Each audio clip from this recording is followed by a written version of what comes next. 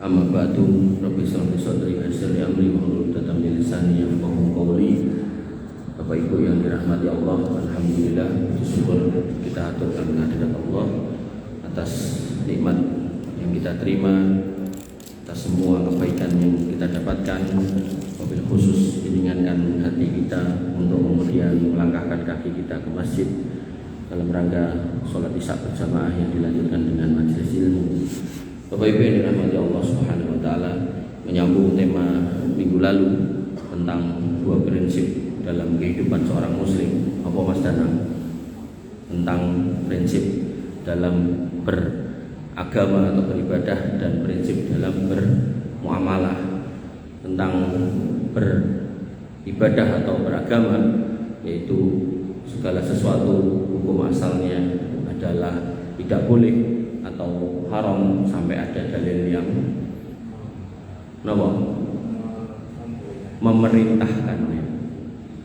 Jadi kalau yang dituju langsung Allah, zikir, wirid, haji, umroh, sholat, langsung Allah, maka butuh dalil. Gak ada dalil, stop dulu.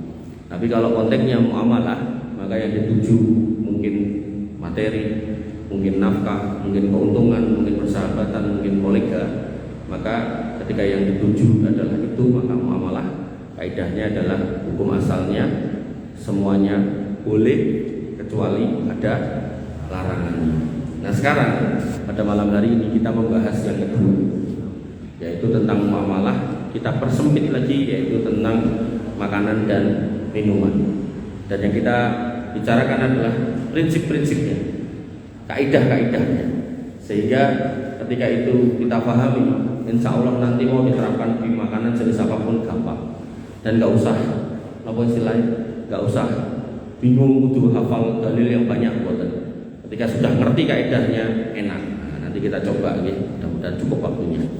Nah, kaidah utamanya tadi udah al aslu fil muamalah al ibahah illa ma dalil ala tahrimiha. Hukum asalnya muamalah termasuk makanan itu boleh kecuali ada dalil yang melarangnya, yang mengharamkannya. Nah, maka kaidah yang pertama atau aturan main yang pertama yaitu satu, terdapat dalil yang menunjukkan secara spesifik haramnya suatu zat.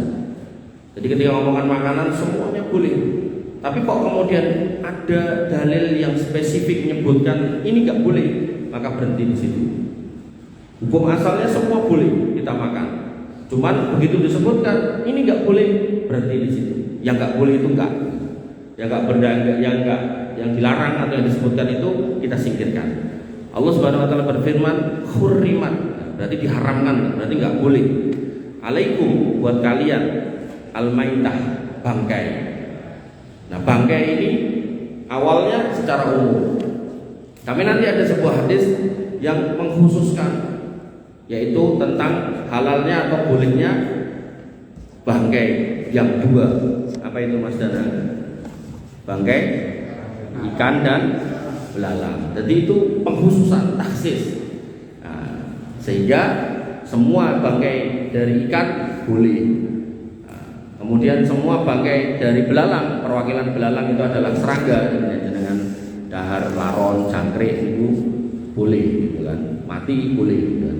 Dikelumpukkan, dicekeli, terus dikopiok banyu terus mati loh, gitu. Nanti dibelah sisi loh, gitu. Nah, maka langsung digoreng boleh, serangga. Jadi ikan itu berarti semua yang di air, kemudian si belalang itu adalah perwakilan untuk semua jenis serangga. Nah, hurimat alaikum bangkai. Kemudian wadam, darah. Di sini dibahasakan darah. Mau darah encer diunjuk ora itu. Mau dikeringke kaya ager-ager disendoki ora itu. Digoreng dadi saren, dideh, apa meneh istilah-istilah macam-macam to. Niku nggih mboten angsal. Nanti kula niku nate ten pernah kerja di Jogja, mulai niku wong lemu atus kula nek bahas mendanang mboten. Lemu atus kula niku gampang luwe. Begitu luwe enten angkringan mandeg gitu. Dalah angkringane niku mboten ngangge buntelan tapi ngangge piringan. Wah, lawe apa Bu sing ngoseng nggih kula kersa jukuke. Kok kotak-kotak warnane coklat-coklat niki napa Bu? Ah niku saren, Bu. Bentukku kaya ngene mbok pakane saren. Jadi bakul niku serang gagas bentuk. Artinya nek kula sing kaya ngene wae suguhe saren kan mulai ngapunten jenengan sing mungkin gak ketok bentuke pripun-pripun umume wong lah. Nah, ngoten niku. Maka di sini darah. Kemudian walahmul khinzir, daging babi. Wah niku babi warna pink, babi warna ireng, babi gede, babi cilik, babi hutan, babi ternak padha wae. Jadi ini umum, nggak ada dalil pengkhususannya. Nanti dalam bab khusus dan umum al-am wal khas ini nggak ada pengkhususannya terkait babi. Nah, wong Nasrani urike ten mriki. Di dalam perjanjian lama babinya itu nggak boleh secara umum. Nah, kemudian dalam penerjemahannya terus terjadi distorsi, terjadi abrasi kalimat. Jadi babi ini terus babi hutan niku raito sing itu babi ternak. Akhirnya mereka ya memiliki babi sampai hari ini. Kemudian wa ma'uhillah li ghairillah, dan apa saja yang dipersembahkan disembelih dengan menyebut nama selain Allah. Jadi beleh pitik ning tinggi mbah niki mbah niku, tinggi sajen niki sajen niku. Nah itu enggak diperbolehkan. Hukum asalnya ketika disebutnya nama selain Allah. Tapi nanti ada kaidah di belakang, walaupun disebut nama Allah tapi tidak digunakan untuk selain Allah, masuk dalam kaidah ini. Niki ya, jadi ini pembatas awalnya semua makanan boleh kecuali ada dalil khusus yang mengharamkannya. Kalau nggak ada maka boleh. Betul nggih? Nah, saya kalau tengok Mas Danang meneh. Artinya Mas Danang kok salah ya. Mangan kambil itu orang Mas Danang. Kambil. Oh. Boleh. Nah, nek kambil sawit itu orang. Kan saya ini pertanyaannya kembali ke sini kaidah ini ada nggak dalil yang melarangnya gitu? Lopo sawit itu dipangan itu orang? Boleh. Ya boleh. Karena kan nggak ada dalil yang melarang memakan kelapa sawit. Mau tinggal doyan nopo boten. Oke. Kemudian kaidah berikutnya termasuk khamr kan juga disebutkan ya. Bahwasanya ya ayyuhalladzina amanu innamal khamru, yang jenenge khamr wal maisir judi ya. Ini berarti kan sudah pengkhususan sudah disebut nih. Wal ansab wal azlam rijsun, apalagi dibahasakan najis. Berarti nek barang najis itu harus dijauhi. Nah, nanti dalam kaidah yang kesekian itu binatang yang halal kalau makan barang najis, binatangnya jadi haram, enggak boleh dimakan. Nanti kita lanjut dulu. Dan terkait khamr, Nabi mengatakan khamr itu nama, istilah. Untuk apa? Kullu muskirin, untuk semua yang memabukkan. Gak harus bentuknya air. Jadi kalau ini ada 3 gelas yang kemarin saya gambarkan, paling bawah niku akidah, di atasnya adalah ibadah, maka yang sedang kita bicarakan adalah yang di paling atas yaitu muamalah. Jadi kita berharap dengan kita ketemu di sini entah berapa kali, barangkali setelah 150 kali saya mati gitu kan, nah, maka kita sudah membahas tentang muamalah yang baik, ibadah yang baik dan akidah yang lurus. Nah maka kita bahas di muamalah, dan bahas muamalah nggak perlu detail banget karena mungkin nanti akan panjang ceritanya, makanya yang saya tampilkan kaidah-kaidahnya biar jenengan yuk kayak kaidah ini jadi Pareto, kaidah ini jadi itu. Maka di sini dikatakan kullu muskirin khamrun. Setiap yang memabukkan, apakah cair, apakah padat, apakah gas, aneh sing gas itu begitu disemprotnya semaput gitu kan, maka itu disebut khamr. Mabuk itu ilatnya adalah hilang akal. Bar kenek niku wis ora kelingan dalan sing lurus, bahkan mungkin sosok lali jenenge sapa, dan seterusnya. Wa kullu muskirin haramun, dan setiap yang memabukkan itu haram.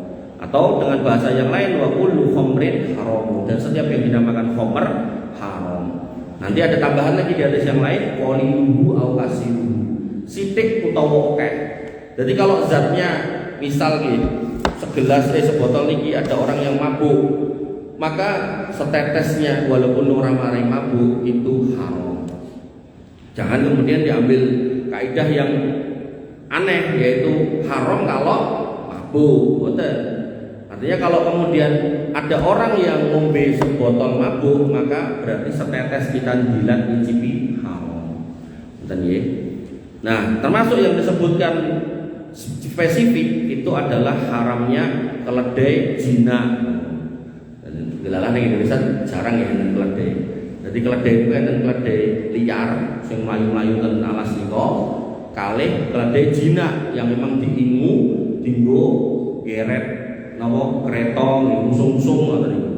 Nabi SAW bersabda, innallaha wa rasulahu yanhaakum an luhumil humuri al-ahillah fa innaha rijsun.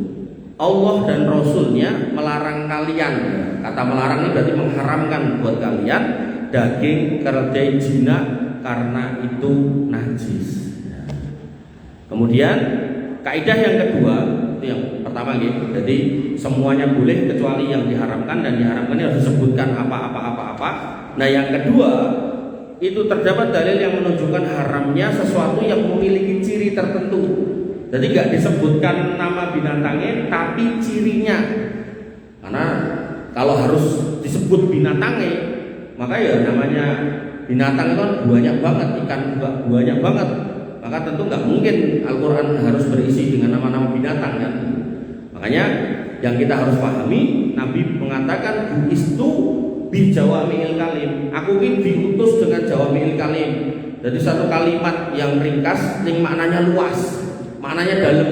Makanya kaidah yang kedua ini nggak disebut binatangnya, tapi cirinya. Ketika punya ciri itu berarti haram. Nah, contoh adalah binatang yang memiliki cakar yang tajam dan taring yang panjang, atau nek bahasa kita sekolah dulu binatang karnivora, pemakan temannya. Ibnu Abbas radhiyallahu an berkata, nah Rasulullah SAW an kulli dinabin minas sibai. Bahwasanya Nabi SAW melarang kita untuk memakan binatang as-sibai, itu buas, berarti binatang liar. Zi nabin yang punya taring, berarti sing nyokotan. Nah, sehingga kalau dalam kalimat ini, maka di situ termasuk harimau, termasuk serigala, termasuk anjing, belacan, lancak dituruti. Kemudian wa an kulli dzi mikhlabin minat toyir, dan setiap burung yang punya cakar yang tajam, berarti burung pemangsa. Berarti napa? Elang. Terus napa? Derkuku boten. Derkuku boten ya, derkuku tajam to, derkuku ini kan boten buat memangsa to. Jadi jangan ajak dahar derkuku, berarti napa? Boleh. Penak. Dorok boleh, gemak boleh, gitu kan. Burung hantu nggak boleh. Burung hantu nggak boleh, Pak. Ketika burungnya nggak boleh, berarti endoknya juga nggak boleh. Ngerti nggih? Harus clear nih. Elang, burung hantu, boleh. Yang bertajam-tajam garuda, raja wali, ya niku. Wis ngoten-ngoten niku. Nggih, nggak boleh. Jadi burung yang punya cakar tajam buat berburu, sama binatang yang bertaring tajam tidak diperbolehkan. Nah, sampai di sini kita akan paham, berarti daging anjing ya boleh. Clear. Nah, dalilnya kudu enek disebut anjing. Nah, ini angel kalau kayak gini. Karena kaidahnya yang kedua disebut cirinya aja. Ketika masuk di situ nggak boleh. Makanya tadi saya iseng-iseng nyari hukum dalam Islam memakan buaya. Memang ada hilaf, ada yang ulama yang masukkan itu binatang air sehingga boleh, tapi walau alam, nek saya lebih aman itu masuk kategori binatang bertaring, mau yo sok-sok ning darat gitu kan. Maka mendingan nggak usah dimakan. Gitu kan. Yang kepepet ya monggo, artinya kepepet kan darurat ya. Kalau darurat itu sudah di luar konteks keumuman. Gitu. Nah, kemudian yang ketiga, binatang yang dianggap menjijikkan. Menjijikkan di sini Allah berfirman, wa yuhillu lahumut thayyibat wa yuharrimu alaihimul khaba'is. Allah halalkan yang baik-baik, ning Allah haramkan yang jelek-jelek, yang gilani. Nah, gilani di sini parameternya para ulama berbeda pendapat. Ada ulama yang berpendapat sesuai kebiasaan wong Arab. Enek ora wong Arab mangan cacing kayak gitu-gitu. Enek ora wong Arab mangan napa niku? Enek ular kan bertaring. Nah, kalau udah bertaring sudah selesai di sana. Nek orang wong Arab mangan apa sing gilani ular, bicot misalnya itu. Ada ulama yang memaknai jijik itu adalah kebiasaan Arab karena ayat itu turun di orang Arab. Tapi Syekh As-Sa'di mengatakan bahwasanya itu tidak bisa jadi patokan. Syekh As-Sa'di ini mufti Arab Saudi pada waktu itu dan punya kitab tafsir As-Sa'di, bukan? Nah itu mengatakan tidak. Jadi patokannya bukan orang Arab, tapi masing-masing orang dan uraf di masyarakat itu. Artinya kalau saya punya santri rumahnya di Ngawi di tengah hutan Ngawi sana, hutan apa istilahnya hutan bambu, hutan jati. Nah, di sana dek ini mangan walang gitu kan. Justru orang sekampung mangan walang ya itu.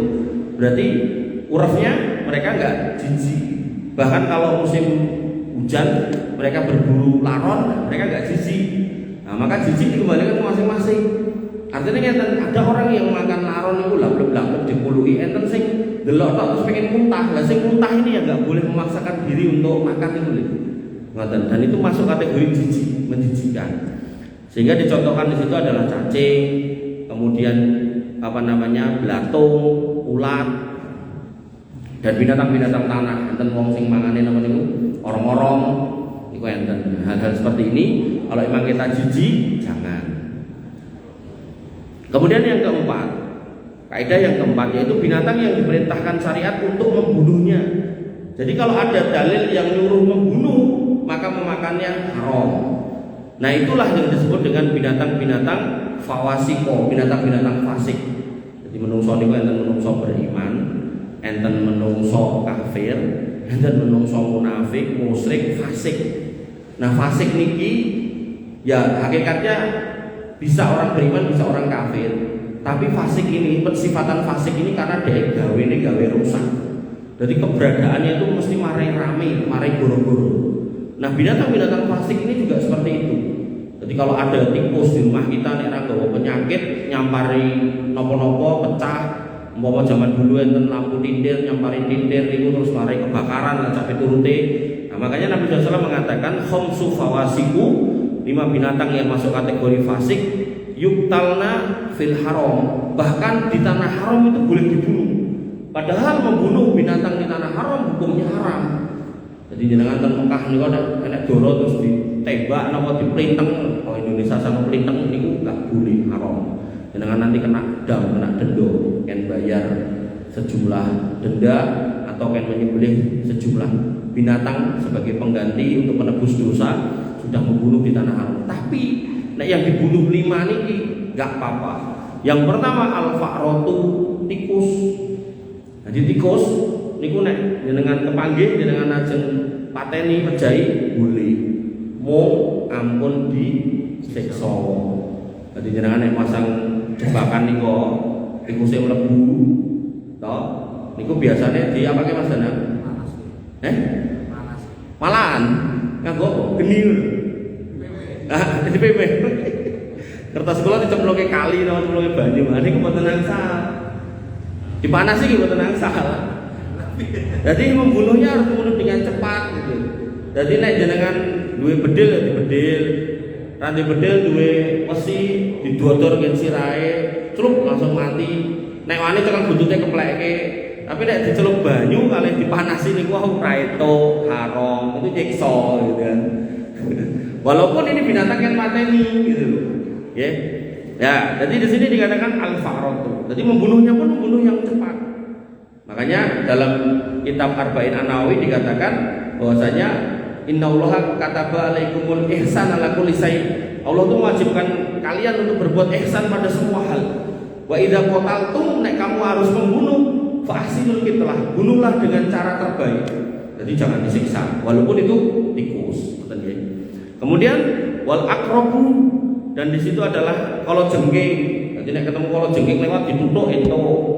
Nah, bisa dikiaskan dengan kalau jengking niku napa kelabang niku nggih ento. Menika nek mlebu kuping nggih ra karu-karuan. Kemudian wal hudayya, burung yang buas. Jadi kembali ke tadi itu Raja Wali segala macam. Itu nek ajeng dengan burung nggih ento, nek enggak boleh dimakan. Tapi nek memang enggak ada kepentingan ya enggak usah gitu kan. Apalagi enggak merusak gitu kan. karena memang dibutuhkan burung-burung itu. Faktanya di beberapa tempat itu ketika burung hantu itu diburu terus digorengi, akhirnya hilang, tikusnya muncul. Akhirnya saat ini beberapa sawah mulai dipasangi pakupon itu loh. Kemudian wal ghurab di sini gagak. Jadi nanti gagak, jadi nanti bedil angsal. Kemudian wal kalbul akur, dan anjing yang warnanya hitam semuanya. Itu mau dipateni, tiba-tiba mau dipateni nggih angsal. Bapak Ibu yang dirahmati oleh Allah Subhanahu wa taala. Kemudian pada kaidah yang kelima, kaidah banyak. Yang kelima yaitu binatang yang dilarang syariat untuk membunuhnya.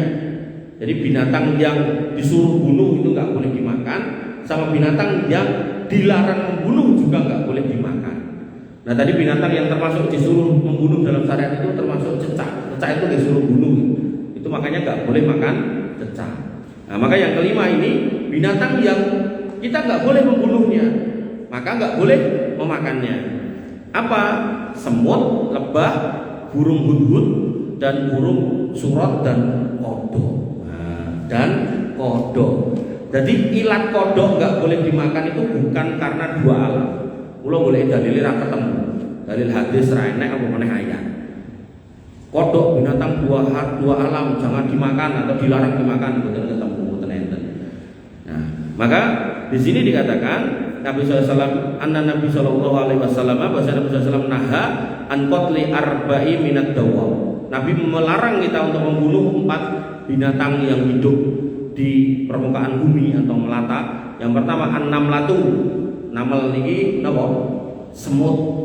Semut niku nek boten nyokot ra entuk dipateni. Napa melih omahe diobo, boten angsal.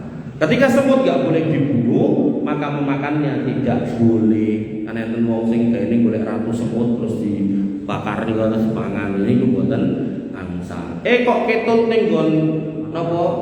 Gula. Nek umpami saged nyingkirke man singkirke, tapi nek bener-bener boten saged karena satu dan lain hal ini pun benar-benar ya artinya banyak cara gitu, bisa disaring, bisa mungkin ngampul dibucal dan seterusnya gitu. Dan Nabi mengatakan fi kulli kabidin khair, pada setiap makhluk hidup ketika kita berbuat kebaikan maka di situ ada ajrun, ada pahala. Jadi walaupun misal kita ajeng nunjuk semut dintasik gitu, itu bisa jadi wasilah kita nyemplung surga mungkin gara-gara semut itu. Tapi nek malah dilelep-lelep ya niku boten angsal. Sing entuk dilelep niku laler, ning mung pingsan tok.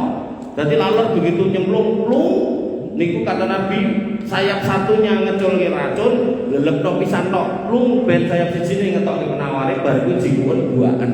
Tapi nek dilelep-lelep diaduk-aduk diombe lah racun kabeh niku isine. Penyakit, bar iku terus diare, ngoten nggih. Jadi niku nek kata Nabi, nek jenengan mentolo aku tak buat kabeh nggih monggo betul. Semut nggih. Kemudian wanakhlatu lebah. Enten wong remen tawon digopek terus di sing ning ngene napa? Anakane niku lho.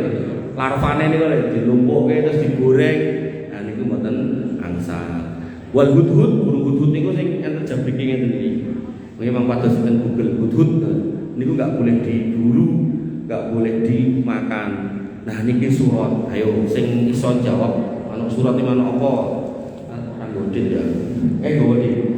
Tak edit Mas Anang. Surat iki apa? Napa Pak Waras? Enggak tahu. Sinten yang tahu? 1.000. Ngawur entuk kok. Surat biasanya ning ngarep omah enek. Digantung ning jero kandang. Nah, Pak, ya kebanyakan memang sampai satu surat, tapi surat itu jane dekat sama kita. Surat itu apa? Mano pentet. Nah, jadi pentet itu mboten entuk dibubuti dibakar. Dipelihara boleh enggak? Boleh. Tapi kalau kemudian dimakan enggak boleh. Jadi dilarang membunuh pentet. Jadi nek ana jembedil kok pentet. Nah, ra itu. Di mulut itu boleh, tapi nek dibedil sampai mati enggak boleh. Nah kalau sudah dibunuh nggak boleh, membunuhnya nggak boleh, maka memakannya juga nggak boleh. Bapak Ibu yang dirahmati oleh Allah Subhanahu Wa Taala. Nah terus sing kodok endi? Dari Abdurrahman bin Utsman At-Taimi beliau berkata, anna tabiban sa'ala Nabi sallallahu alaihi wasallam an dofda'i yaj'aluha fi dawain. Ada seorang tabib dokter yang bertanya kepada Nabi SAW tentang penggunaan kodok untuk obat. Kodok tinggi obat angsal napa mboten. Fanahahun Nabi sallallahu alaihi wasallam an qatliha. Maka Nabi melarang orang itu tabib itu untuk membunuhnya. Ini menjadi dalil haramnya makan kodok. Pramila ngapunten jenengan sing remen suike bar niki ampun dibaleni. Niki dalilnya clear. Kemudian jika membunuhnya dilarang, maka terlarang juga memakannya. Al-Khattabi mengatakan, adapun burung hudhud dan surot maka haram dagingnya karena binatang jika dilarang membunuhnya, padahal bukan karena sebab untuk memuliakannya atau karena ada bahaya, maka itu karena haram dagingnya. Jadi yang dilarang dibunuh haram, yang disuruh bunuh juga haram. Nek sing disuruh bunuh biasanya daging ini kok enten penyakitnya macam-macam. Nek sing dilarang membunuh biasanya karena ada manfaat buat lingkungan, buat kehidupan, sehingga dilarang untuk membunuh, otomatis memakannya haram. Nah, kaidah yang keenam, binatang yang dikenal sebagai pemakan bangkai. Jadi anggar dititeni iki panganane batang. Kan kembali ke yang di depan tadi, yang jelas diharamkan adalah bangkai. Ketika bangkai sebagai benda yang jelas haram dimakan oleh binatang yang jane binatang itu buatan haram, maka memakan binatang itu menjadi tidak boleh. Nah, contohnya nek zaman dulu nek bapak saya cerita ini terus biyen kathah kebon tebu, ning kebon tebu biasanya enten apa, Pak? Enten apa? Luwak nggih angsal.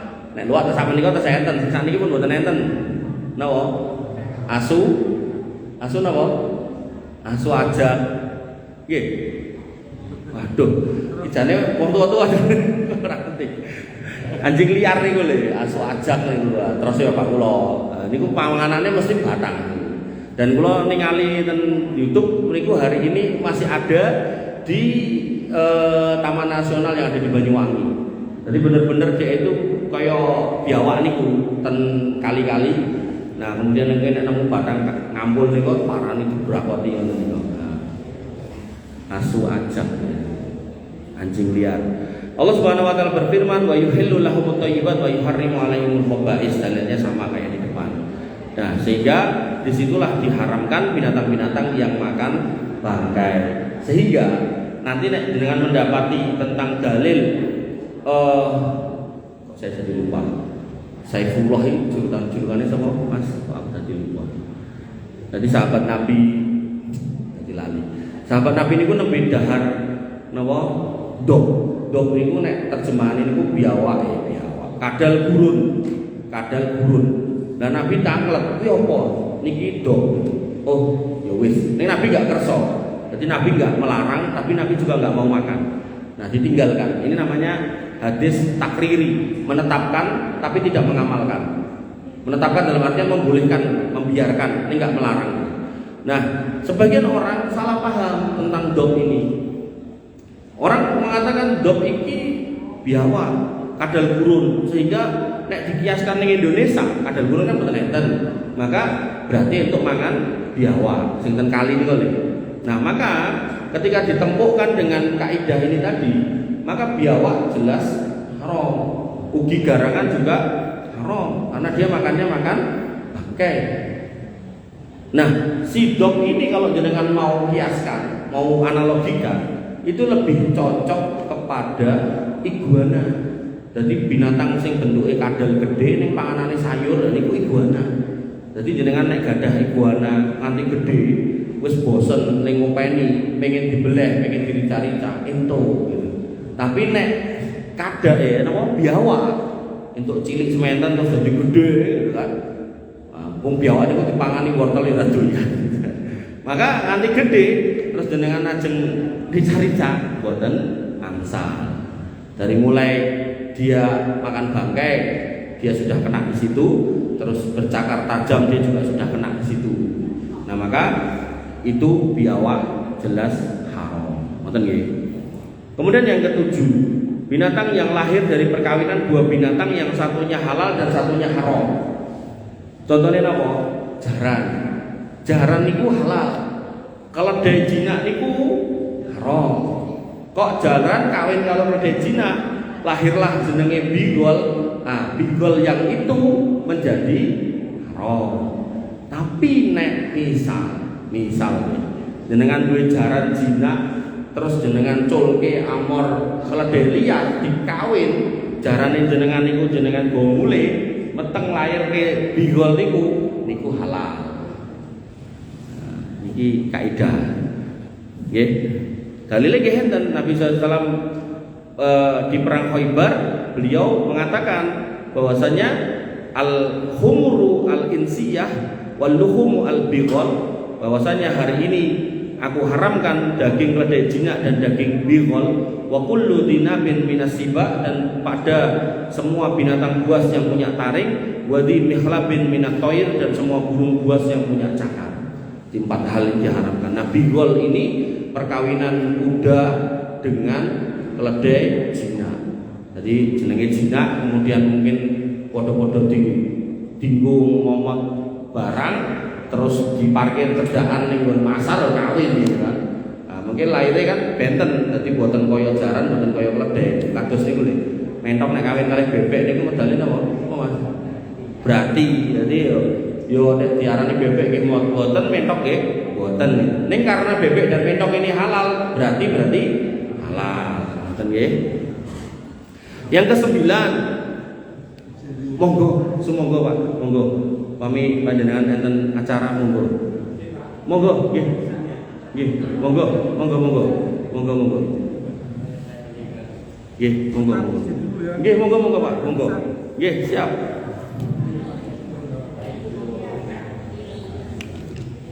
Yang ke-9, kaidah yang ke-9, binatang yang mengandung najis, yang najisnya berasal dari luar dirinya. Nah, ini yang disebut binatang jalalah. Binatang jalalah ini contoh nih, jadi najisnya dari luar ya. Artinya kayak kita pun di dalam perut kita nggak najis, tapi kita nek sudah mandi sudah wudu, ya kita nggak najis. Tapi nek ngapunten, najis kita itu pun medal kemudian diolek-oleknya ya terus ya kita najis gitu. Nah, maka dalam hal ini binatang ini ku halal, tapi berada di tempat atau wadah atau cairan yang najis. Contohnya apa? Iwak lele diinguning diingutan WC, sumangga Pak De. Ikan lele yang dipelihara di WC. Jadi jenengan nek melakukan itu, maka ikan lele niki boten angsal didahar. Haram. Ning apakah haram mutlak? Boten. Cara ben bisa boleh dimakan, maka harus dientas dulu, dikarantina minimal 3 hari, maksimal sampai 40 hari. Ditaruh di air yang bersih, kemudian dikasih makan pelet atau makanan yang enggak najis gitu. Nah, maka itu boleh dengan goreng. Itu secara fikih. Nek secara keilmuan, ten septic tank ini kan isinya bakteri E. coli sak pirang-pirang.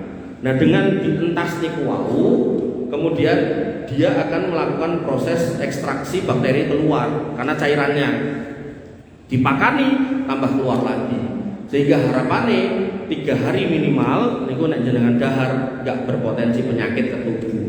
Jadi sebenarnya syariat Islam itu nek diterjemahkan ke ilmu eksak niku masuk. Mung kadang itu kan kapan menaruhnya, kapan menempatkannya sok-sok kan gak semua orang paham gitu atau ngerti caranya gitu. Makanya kula iki sok nek ing mriki mampir ngene guru kula matematika niku terus diskusi. Iki ayat iki nek diterapke ning materi fisika atau biologi sebelah endi ya gitu.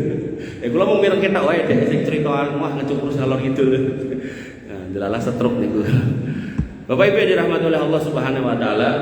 Terus kaidah yang ke-9, makanan atau minuman yang asalnya halal namun tercampur dengan najis, maka dia menjadi najis. Nah, punten iki malah ketutup iki. Kenen.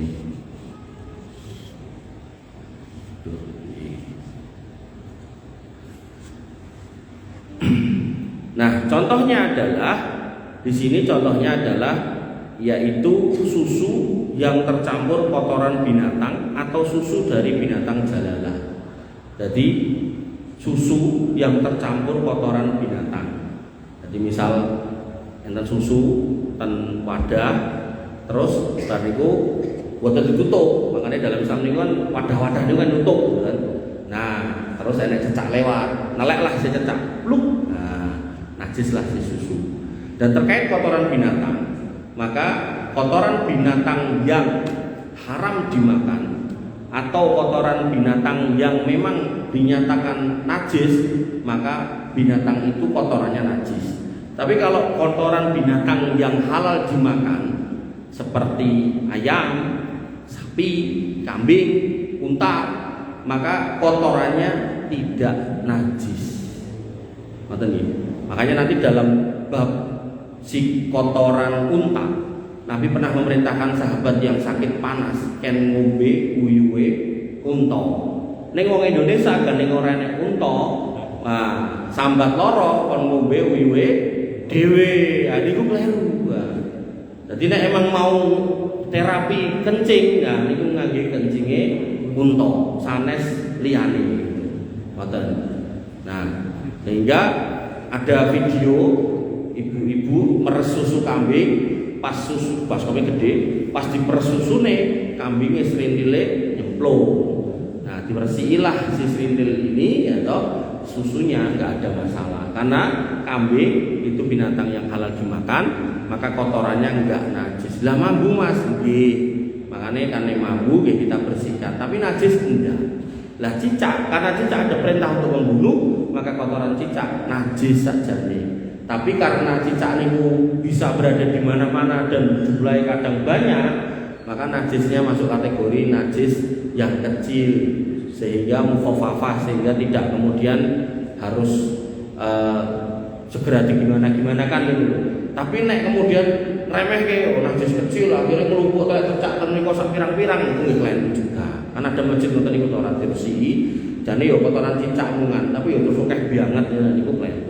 Enggak boleh, itu tetap dibersihkan, dibuang. Jadi makanya kalau saya itu kalau contohkan itu ketika ada ayat siapa yang beramal walaupun sebesar darah Allah akan melihatnya, yang berbuat jelek sebesar darah Allah juga akan melihatnya. Wa may ya'mal misqala dzarratin khairan yarah wa may ya'mal misqala dzarratin syarran yarah. Niku saya itu nek nyontohke itu ngupil niku lho. Dadi nek Mas Danang ning masjid ngupil dibuat ning masjid, dosa apa entuk pahala? Suwe men mikire. Dosa, ngupil kan regetan dibuat ning masjid, regeti masjid, dosa. Ning cilik dosane.